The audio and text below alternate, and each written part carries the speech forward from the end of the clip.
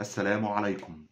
الفيديو ده ملوش علاقة خالص بالمحتوى اللي أنا متعود أتكلم مع الناس فيه. الفيديو بتاعي النهاردة أنا عامله عشان ذكرى خاصة كده بالنسبة لي.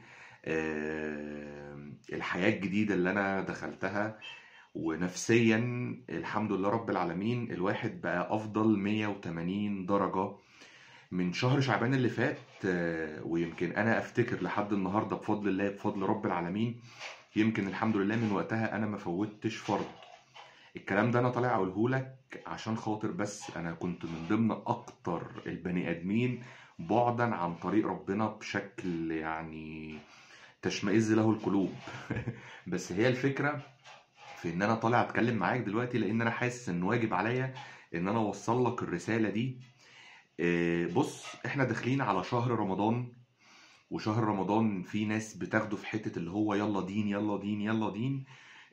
وناس تانية اللي هو طب انا حاسس ان الموضوع كبير، فانا المفروض ان انا اعمل عبادات كتير. فالنوع ده بتلاقي اللي هو ايه، بيعبد اول يومين ثلاثة كده وبعد كده بيرجع تاني زي ما كان، مش بيعمل نفس العبادات اللي كان بيعملها اول يومين ثلاثة. فببساطة انا عايز اتكلم معاك في نقطة كده. من ضمن اكتر الحاجات اللي كانت مخوفاني ان انا ادخل طريق ربنا وامشي فيه، ان انا من بعيد كده لما كنت بشوف المشايخ كنت بحس ان هم ناس كئيبة. بصراحة مش هضحك عليك، يا عم الناس دي ما بتسمعش اغاني، يا عم الناس دي دايما مكشرين كده، الناس دي يا عم مش بيهزروا، الناس دي يا عم حياتهم كلها صلاة وعبادة، وانا يا عم عمري ما هعرف اعمل اللي هم بيعملوه دوت. ده كانت اكتر حاجة مخلياني مش عايز اروح للطريق اصلا، انت فاهم يعني، متردد بشكل غير طبيعي. ولكن الضغط النفسي اللي كان على دماغي في الفترة دي كان بيقول ان اللي بيحصل فيك ده يا محمود هو سببه حاجة واحدة بس، ان انت بعيد عن طريق ربنا يا راجل، ده انت حتى ما بترقعهاش. وفعلا انا كنت جاي من الحال ده. فانا جاي انصحك واقول لك على حاجة بس جميلة جدا، تمام، عشان خاطر تعرف تستمر. تمام. ونسأل الله الثبات على الامر. اول حاجة، هو جميل جدا جدا ان انت تروح لطريق ربنا، وانك انت تبدأ تصلي، وان انت تبدأ تقرأ قرآن، وانك انت تبدأ تصوم، وان انت تقول اذكار. دي حاجة حلوة جدا وهتلاقي اثرها على نفسك جميل جدا جدا. ولكن اشتري من اخوك، لان انا الشيخ بتاعي قال لي الكلام اللي انا هقوله لك دلوقتي ده. لو انت جبت واحد هو كان بعيد تماما عن طريق ربنا وعايزه يستمر، اول حاجة هيهتم بيها هي الصلاة. قال لي محمود صلي بس ما تصليش سنن، وش كده وش كده، انت بس حافظ على الخمس فروض في المسجد، اوكي، في مواعيدهم. دي اهم حاجة. تمام. يبقى انا جاي اقول لك على شوية خطوات عشان خاطر نستمر لو انت كنت شبيهي في يوم من الايام. ربنا يحفظكم جميعا يا رب ويحفظنا. فالفكرة اول حاجة، التزم بالصلاة في اوقاتها من غير سنن، ده لو انت جاي من بعيد. ماشي. تاني حاجة، اقرا قرآن بس مش كتير، ما تتقلش على نفسك. الله يكرمك، عشان خاطر الشيطان شاطر قوي قوي قوي في ان هو يخليك تزهق بسرعة. انت بتربي عادة جديدة في حياتك دلوقتي، سواء الصلاة او القرآن. فانت في البداية كده صلي، اوكي، بس من غير سنن. تمام. وانا هنا مش بعمل دعوة لان الناس تصلي من غير سنن، انا بتكلم في حال معين ساعدني ان انا الحمد لله رب العالمين اقدر استمر سنة، ويا رب عقبال العمر كله يا رب، ونسأل الله حسن الخاتمة.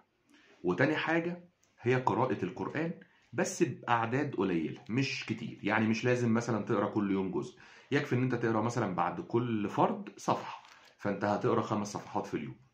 اوكي. بس انا عايزك بقى تاخد بالك من حاجة، وانت بتعمل الاعمال دي الشيطان مش هيسيبك في حالك، لان في الوقت ده انت حالك مش هيكون عاجبه.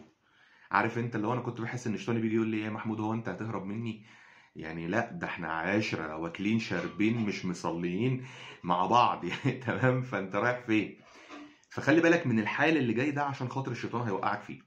لما انت بتبدأ تصلي وتقرا قرآن، اللي بيحصل ايه؟ بيجي بقى بعد ما كان بيقول لك ما تصليش، هيرجع يقول لك ما تصليش عشان خاطر عبادتك وتوبتك دي مش نافعة. لان بص الشيخ فلان ده بيقرا 30 جزء كل يوم، الشيخ علان ده بيقيم الليل من بعد العشاء لحد الفجر. ده بيحصل. ويمكن انا افتكر في درس من الدروس كنت بحضرها اتعرفت على طفل 8 سنين 9 سنين حاجه كده.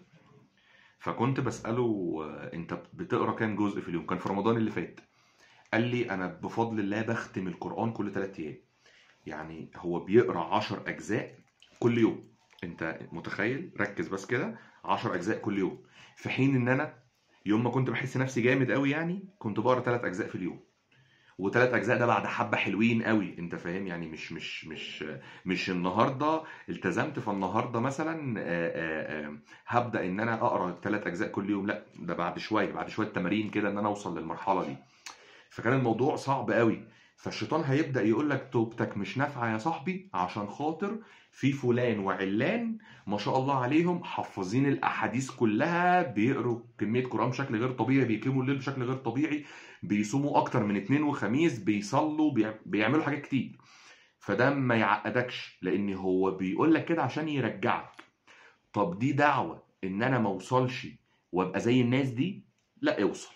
ويمكن اصلا الفيديو ده معمول عشان خاطر اقول لك زي ما انت مطلوب منك ان انت تطور نفسك دنيويا، مطلوب منك ان انت تطور نفسك دينيا، لان دي حاجه ناس كتير جدا جدا بتغفل عنها.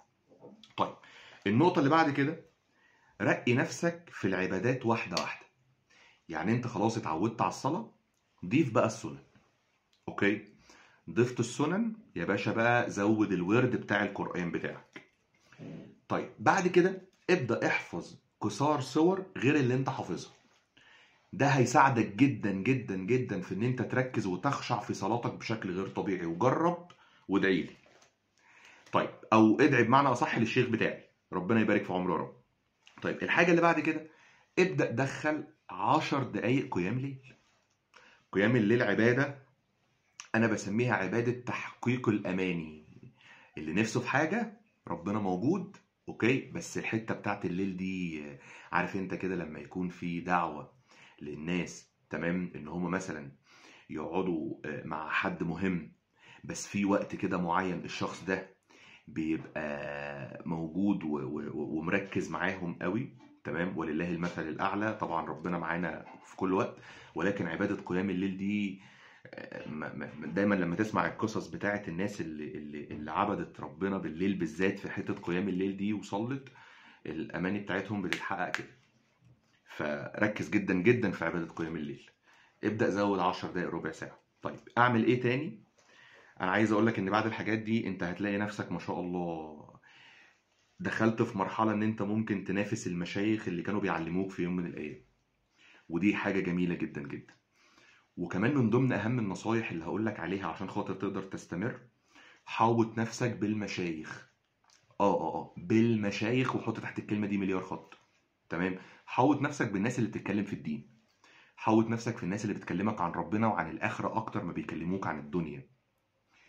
لأن ببساطة جدا هو الأكيد إن أنا بسعى في النهاية عشان خاطر جنة. دنيا خدتها أهلا وسهلا، ما خدتهاش ده دي حكمة ربنا سبحانه وتعالى. طب محمود أنا مش فاضي إن أنا أروح أحضر دروس مع المشايخ. احضر دروس مع المشايخ اللي موجودين على اليوتيوب، اللي موجودين على السوشيال ميديا. تمام؟ عندك ناس كتير جدا جدا زي دكتور محمد الغليظ، عندك ناس زي ياسر ممدوح ما شاء الله عليه، زي دكتور امير منير، ناس محترمه جدا جدا جدا. مش عايز انسى حد. عندك حد زي الشيخ عمرو خالد، ربنا يبارك في عمره، ممكن تسمع له. عندك ناس كتير جدا ممكن تسمع لها، صدقني هيرقوك دينيا جدا. عندك حد زي الباشمهندس احمد عامر، ربنا يا رب يزيده من فضله، تمام. والبودكاستات اللي عاملها على اليوتيوب ممكن تخش تسمعها، هتستفيد منها جدا وهتقربك من ربنا.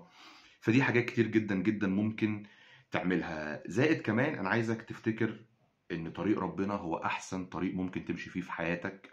ولما هتجربه هتعرف ان كل تصوراتك عن طريق ربنا اللي كانت مخلياك ما تمشيش فيه هي كلها كذب. الناس دي بتهزر، الناس دي بتضحك، الناس دي بتعرف تتبسط، بس في حدود رضا ربنا سبحانه وتعالى.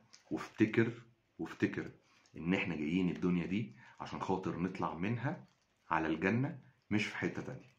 ربنا يوفقكم. رمضان كريم علينا جميعا، والسلام عليكم ورحمة الله وبركاته.